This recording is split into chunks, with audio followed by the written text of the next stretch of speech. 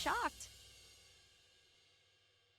Welcome back, Crackle Addicts. I'm Lupine Fiasco. This is Daily FaB Gameplay, and today we are playing Aurora Shooting Star. For anyone who's new to the channel, what we do here is review replays of games I played on the Talishar.net client days or weeks ago, after enough time has passed that I lose my bias and can more objectively judge the quality of my games.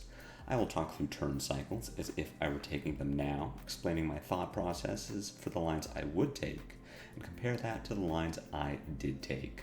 We either learn from my mistakes or reinforce good play patterns with the overall goal of tightening and optimizing our gameplay in the future, taking down paper events, and walking away with that shiny, shiny cardboard. If you would like to check out the deck I'm playing here or try it for yourself on Talishar, there is a FaB deck link in the video description below.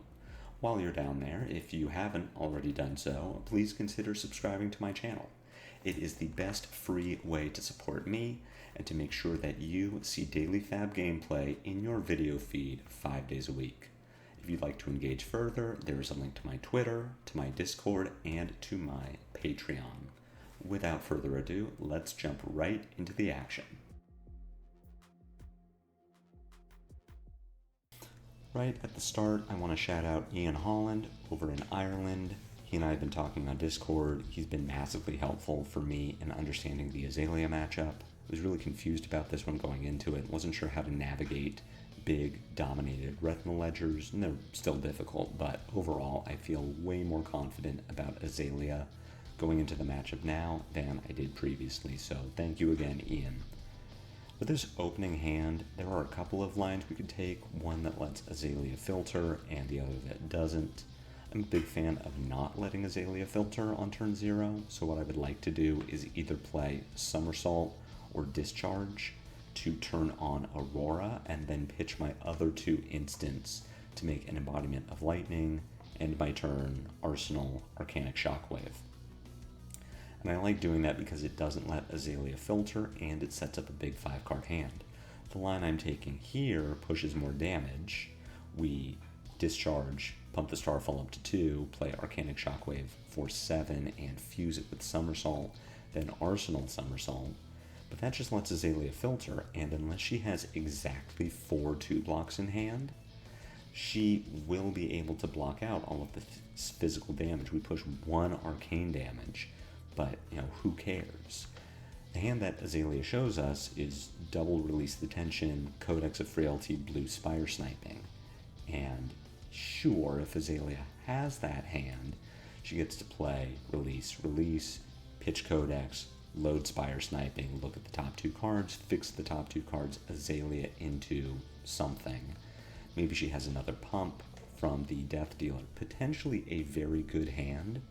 But we have no way of knowing that, and potentially the top 2 cards of her deck are absolutely unplayable. They're both buffs, and all Azalea has is this Spire Sniping for 9. I don't want to let Azalea filter. We do get a Codex, which I suppose is nice, but we can't possibly know that. And now, if we had Embodiment of Lightning and Arcanic Shockwave in Arsenal, this hand would be incredible. We would have a really, really solid hand if we had Shockwave in Arsenal, Embodiment on field. We get to play Shockwave, fuse with Second Strike, play the Second Strike, play Sigil, play Warmongers, Arsenal Sigil of Suffering. And instead, this hand is kind of just junky, depending on what Azalea does to us. We are forced to block to get any kind of value out of this hand, and we're really reliant on hitting with the Second Strike, which we aren't guaranteed to do. And here we have Azalea showing us red in the ledger that she didn't have in that last hand. Who knows where this was in her deck? All I'm saying is, had we not let Azalea filter and had we set up properly on turn 0, this might be in a completely different situation for us, and possibly one that's much better. So we have a non-dominated red in the ledger coming in for 8. We could give a lot of equipment to stop this. We could give Carapace, Grasp, Greaves, and Warmongers block this out entirely. but then our hand doesn't do anything unless we hit with second strike, which we probably aren't going to do if Azalea sees the opportunity to put an extra arrow in front of it. So what we're going to do instead is at least play out our hand. We're not going to take an intellect penalty. So how we can block this is with second strike and Sigil of Suffering. We put Azalea into a position where she either takes 1 point of arcane from the sigil and we prevent an extra damage from blocking, or she pitches her only card in hand to cross wrap, in which case she doesn't get an arsenal. So either way, we come out on top. We then have 1 action point, which we can use to play Warmonger's Diplomacy. We play Sigil of Solace, which does not use an action point and gains us 3 life. Really isn't the best thing we could do, but it is something we could do. If we had our embodiment on board, Shockwave and Arsenal, and these 4 cards, then I feel really good about blocking with Grasp, Carapace, Greaves, and Sigil of Suffering. Azalea takes the point of damage. At that point, we are covering 8, even if she does pitch into Arcane Barrier.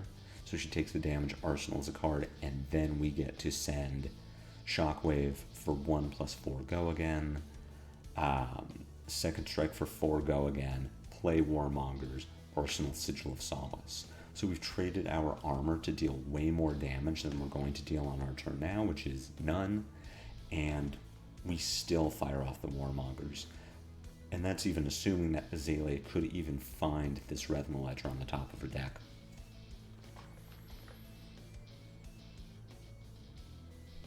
With the Sigil, Azalea does not pitch to AB, so we do end up covering 6, and we ping Azalea for a point of damage. We just play that Warmongers, and we're going to follow this up with Sigil. Azalea chooses War, we choose War. We gain 3 life, and we ship it right back. The hand we draw into is pretty good. Unfortunately, we don't have a good way to utilize Gone in a Flash here, but we do at least get to convert this hand to damage. Azalea has activated Death Dealer, so in theory we block out this Bolt and Shot and Azalea's turn ends. But Bolt and Shot is not named Rhythm Ledger, so we would like to save our armor for that. What are we looking at with this hand? Well, we have a Somersault and Arsenal. So we know that our turn probably starts with Flittering Charge.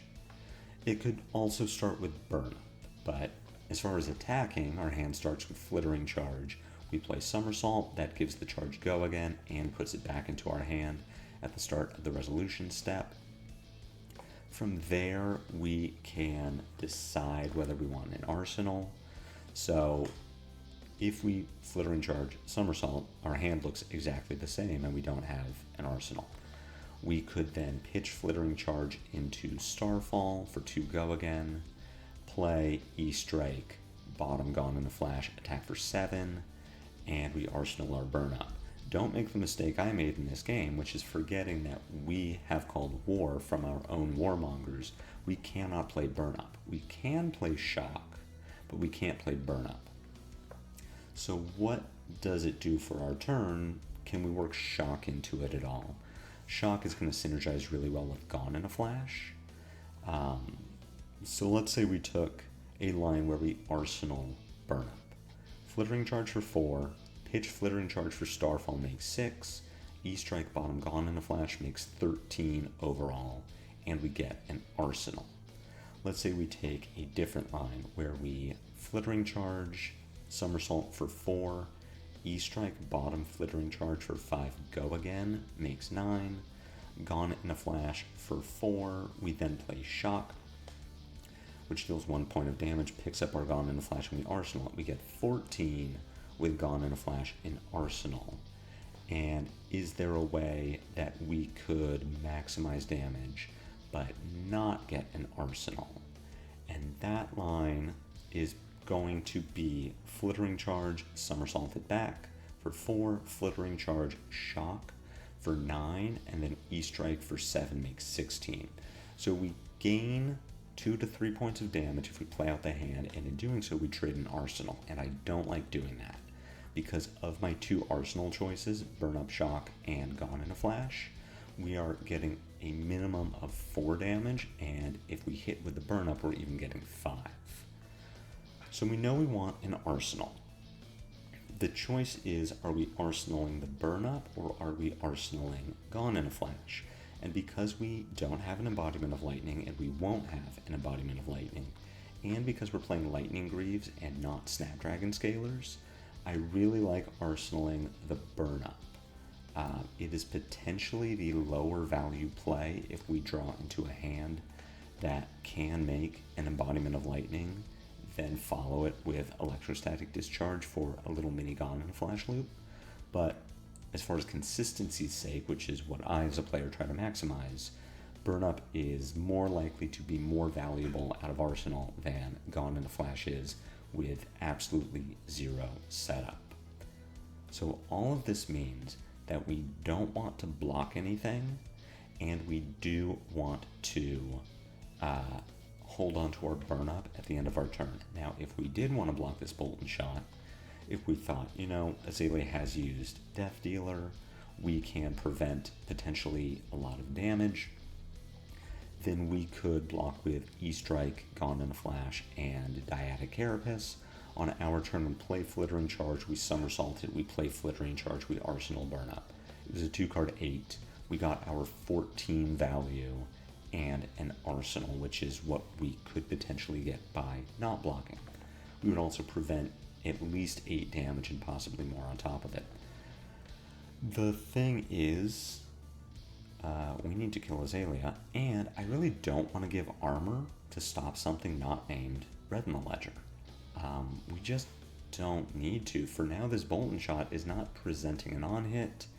That isn't true. It isn't presenting extra damage. It is presenting an on-hit, but there isn't anything Azalea can reload and then shoot that I'm afraid of, because if she reloads and shoots Retinal Ledger for 5, well, that's what the armor's for.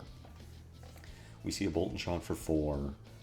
Azalea just has 1 card left in hand, so this couldn't possibly be like Rain Razor's reload, fire a 3rd arrow. So if we didn't block Bolt and Shot for 8, we're definitely not blocking Bolt and Shot for 4. And now, after we pause for me to realize that I am under the effect of Warmongers and cannot play Burn Up Shock, we will take the Flittering Charge, Starfall, E-Strike bottom Gone in a Flash line, and then end the turn with an Arsenal Burn Up. We're not expecting to get any blocks from Azalea here. Very briefly, while I play out the rest of this turn, I'll talk about how great it is that Azalea gave us her long draw half glove on turn 2, because the next Warmongers that we draw will be so incredibly impactful, whereas this first one, maybe Azalea made a line, made a play, took a line she didn't want to make. But the next Warmongers that we draw is going to be so much more powerful. Azalea also just now doesn't have the ability to block with her gloves, which is potentially very good when we are putting a Burn Up into our arsenal. Just take a quick look at this hand and see how bad Gone in a Flash would have been in our arsenal. Just not a playable card. And we wouldn't have been even been able to convert these 4 cards in our hand, because we would not have had Go again. The most we could have done is Entwine Lightning, Rabble, play Lightning Surge, hope that Azalea gave us a chance to block with Static Shock. But as it is, we do get to convert 5 cards if we want to, because what we get to do is play Burn Up, that turns on our Starfall. We can Entwine Lightning, fuse with Lightning Surge, play Ravenous Rabble, pitch Lightning Surge to attack with Starfall, play Static Shock. So at a minimum, we're threatening 14 physical damage. We're also dealing at least 1 point of Arcane, and then threatening 5 Arcane damage on top of that. So looking at a 5-card 20, all because we Arsenal Burn Up instead of Gone in a Flash. Which is all to say, again, we don't want to block with this hand. This Bolt and Shot is not named Red in the Ledger, so we don't care. potentially looking at a very explosive turn from Azalea. She has 3 cards in hand, has not used Death Dealer, and does have her Tunic available. Sort of good for us. She uses the Bolt and Shot reload instead of just using her Tunic. But we will see in just a second what that could possibly mean for Azalea's turn. She fires off an Endless Arrow for 7 from Arsenal. So the fact that she did not use Tunic tells me that the plan here is use her Snapdragon, give the arrow, go again, we take 7, she gets Endless Arrow back in hand, she uses Tunic, reloads Endless Arrow, potentially plays another buff off the top of her deck, and then fires the Endless Arrow for another 7, gets the Endless Arrow back, and then has a choice of what to put into Arsenal. So if we let all of that happen, at a minimum, we are taking 14 damage this turn, and giving Azalea her choice of Arsenal, and in exchange, we got Snapdragon Scalar. So this is a situation where we start to do some math. Math doesn't math quite right. What if instead of saving our armor for an arrow named Red in the Ledger, we instead used it for an arrow named Endless Arrow? If we block with Carapace, Grasp, and Static Shock, then we cover up the Endless Arrow damage. We put Azalea into a position where, depending on what's in her hand, yeah, she could still snap, Tunic, load Death Dealer, fire off an arrow, but that arrow is only going to be for 4 unless she plays the buff she draws off the top of her deck, and in that case, she doesn't have an arsenal. And if she does have a 0-cost arrow, it will only deal 4. If she has a buff off the top, we're potentially looking at anywhere from 7 to 9 if we're counting Blood Rot. But, okay, well, then we go to 15 or 14. We have a 4-card hand to play with, and Azalea doesn't have her Snapdragon and doesn't have an arsenal. So that looks pretty good. And that is all very contingent on Azalea having a 0-cost arrow in hand and a buff from the top of the deck. If we lose our Static Shock, we still get to send 4 cards. Instead of pitching our Lightning Surge to Starfall, we just play the Lightning Surge. And we're threatening that burn-up effect, so potentially pushing 18 damage overall. I think that's really good. I really like that a lot. And I agree, here in the past, we are choosing to give our armor to cover up the Endless Arrow. Azalea does not snap. And the sequence I would like to take here is play the burn-up, meld it. I actually do want to start with Ravenous Rabble before Entwine Lightning, and you're about to see me make the opposite play. The reason I want to start with Rabble is it hitting. If we Rabble for 4 and Azalea takes the damage, burn-up effect is then gone. We care a lot less about sending 3 attacks, and I'm actually really incentivized to arsenal my Lightning Surge. So if I lead with Rabble and the Rabble hits, then I don't need to fuse the Entwine Lightning, because I'm not going to play the Lightning Surge. I just play Entwine Lightning and don't show Azalea what I have in my hand. But at this point, if I play Ravenous Rabble and then end my turn and Arsenal Lightning Surge to set up, now Azalea does know what's in my arsenal, and I would just prefer to hide information from her as much as possible. The hand we draw into is kind of interesting. We can convert 4 of these cards, but we cannot play all of them. And what we're kind of looking at here is, well, what are we getting hit with? We're getting hit with a Battering Bolt with Dominate. Azalea has no hand, so she will have no arsenal, but this Battering Bolt, if it hits, is going to take our Lightning Press. We also cannot just play the Lightning Press because Battering Bolt costs 2, so we couldn't take 15 from Battering Bolt and in response to the Battering Bolt trigger, play Lightning Press targeting Battering Bolt. If Battering Bolt only cost 1 but still had its same effect, then we would be able to make that play as a way to ditch the Lightning Press after damage, but we can't do that. What we could do instead is block with our Snatch and then lightning press our own snatch just to not take damage to the battering bolt effect. But we still have our Crown of Providence, so there actually is a better way to utilize this hand, which is to use our crown, sink lightning press, and draw a new card, which hopefully is not an instant. Now what's worth noting is if it is an instant, there is no instant in our deck that we can't play if we are blocking with Snatch, because if we draw another lightning press, then we can target our own Snatch. If we draw Electrostatic Discharge, we just play it. If we draw Electromagnetic Somersault, then we can somersault our Snatch back to hand. If we draw Sigil of Solace, we just play it. So overall, and if we draw Burn Up Shock, then that actually has a block value and would not get taken by, or actually is an instant, is an action and would not get taken by Battering Bolt. So the correct block here is block with Snatch and Crown of Providence, and then sink our Lightning Press and look for a new card that we can play on our turn. Assuming we draw nothing playable, then we still get to attack with Lightning Surge from Arsenal, pitch Lightning Surge from hand to attack with Starfall, and then attack with Snatch. And that even puts our Azalea into a position where if the Snatch hits, we draw a second card and can then pitch the two of them into Aurora. And that seems to be the case. We can't use this Gone in a Flash for anything. It doesn't have Go Again, and we don't have an embodiment of lightning.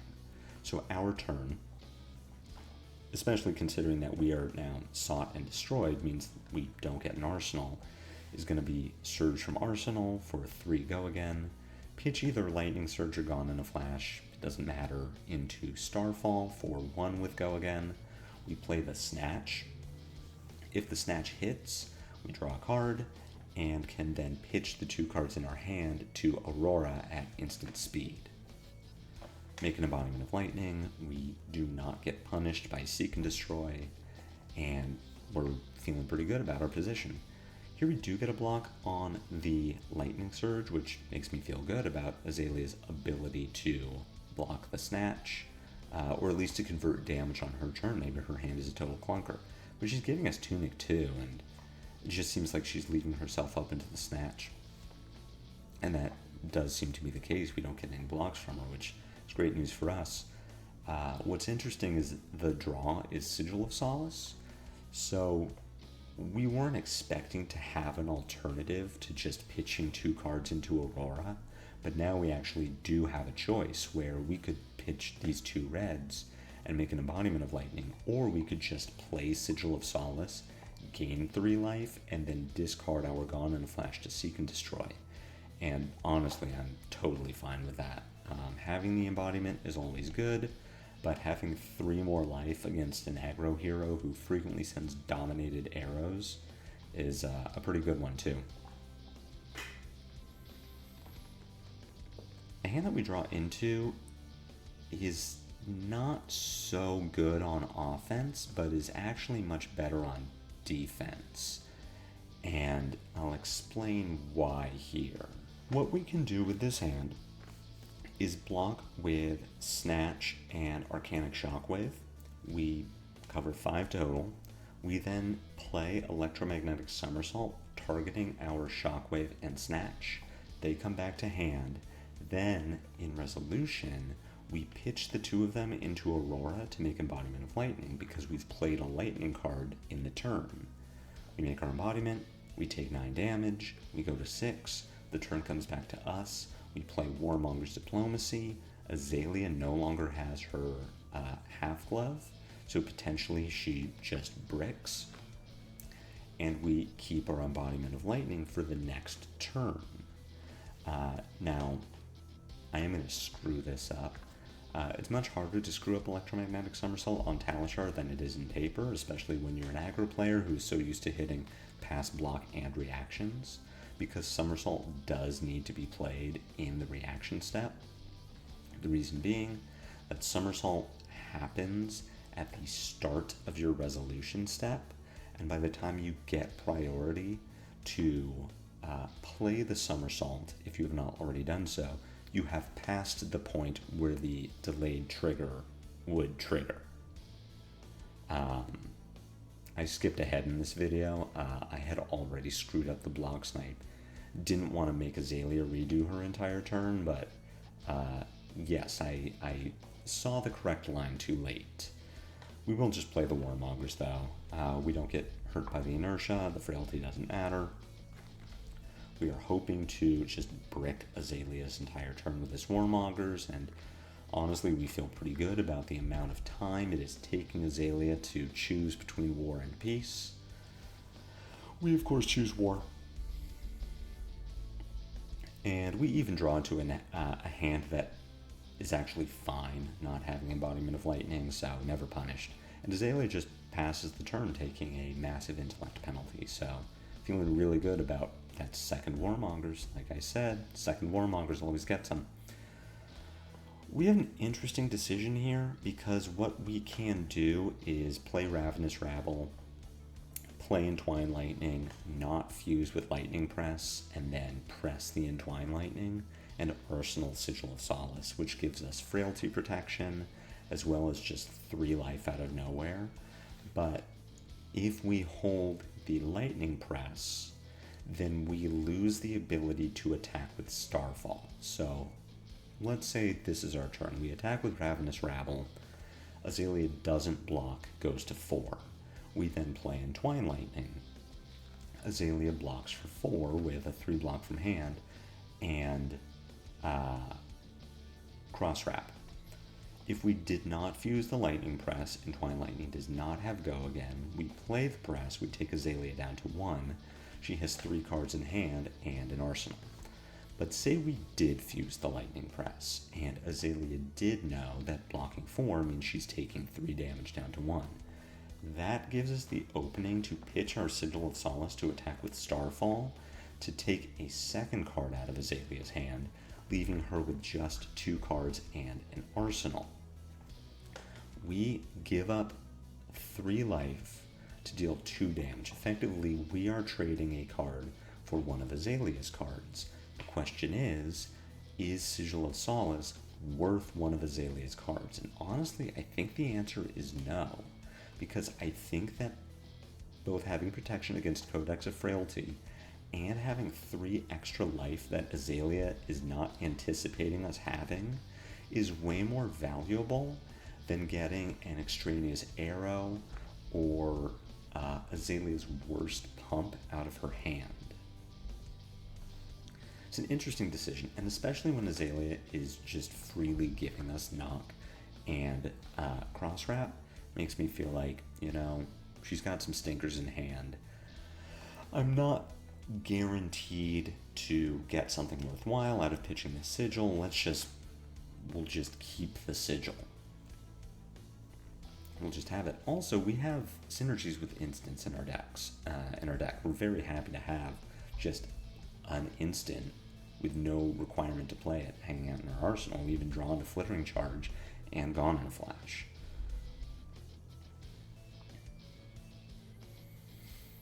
Here we do see Azalea using the entire hand, so maybe it could have been good to send that Starfall to make Azalea give us a card here. But even so, we see that she is going with the Battering Bolt. She could have just given us one of these 2 cards and fired off Infecting Shot for 8, threatening 2 Blood Rots. But here, Azalea goes for the Battering Bolt play, attempting to take advantage of our high instant count. We're in a really good spot where we don't have any instants in hand, so the only thing we need to worry about is Battering Bolt dealing lethal damage. We have 3 equipment block left over, which we will use. We can give another 3 block from hand, take 3 damage, go to 3. The Blood Rot does not kill us, it just puts us to 1. And we even have a Sigil of Solace and Arsenal to bring us back up to 4. But what is most important to note about Azalea's last block is that because she gave us Skullbone Cross Wrap, she no longer has Arcane Barrier, and being at 1, unless she has life gain in her deck or damage prevention, she is just dead to Grasp at the Arknight. So what we can do to both ensure that we win with Grasp, but also have a follow-up in case Azalea's weirdly running life gain or damage prevention is blocked with Grasp, Carapace, Greaves, and E-Strike. Our then entire turn sequence is Flittering Charge, play Sigil of Solace, pitch Current Funnel to Grasp, then play Flittering Charge, deal 1 Arcane, 4 Physical, play Sigil of Solace to gain 3 life and give Flittering Charge go again, use our Floating Resource to attack with Starfall for 2, and then Gone in a Flash for 4. So even in some weird universe where Azalea is not just dead to Runechant damage, we are able to kill her the old-fashioned way by sending 1-4-2-4. We'll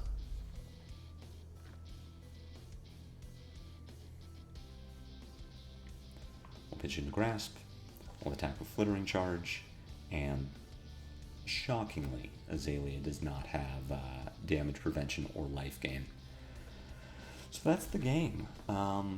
As much as I talked about knowing that I run all this armor so I can block cards named Red in the Ledger, I in fact did not use armor to block Red in the Ledger and did use it to block 2 other attacks instead. But that is the beauty of having a fridge against Azalea, is we get to make decisions like that. We have the luxury of blocking an Endless Arrow that might get used with Spring Tunic and Snapdragon. We get to use our Crown of Providence to filter away instants that would otherwise be discarded to Battering Bolt.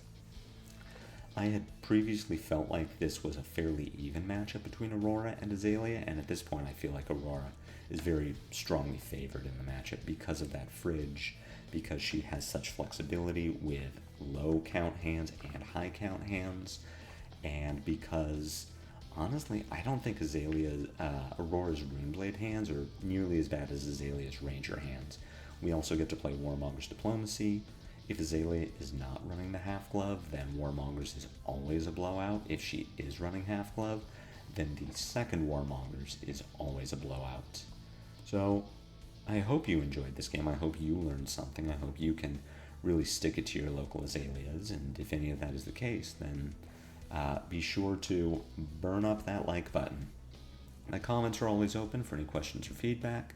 If you haven't already done so, please consider a YouTube subscription. It's free, it helps me out a lot.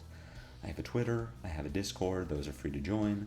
I have a Patreon, which for a small monthly fee can get you access to this sideboard guide and bonus content every week, as well as some cool physical tokens that I'll mail right to your doorstep. If any of that appeals to you, great. If not, then at least be sure to catch me next time on Daily FaB Gameplay. Until then, take care.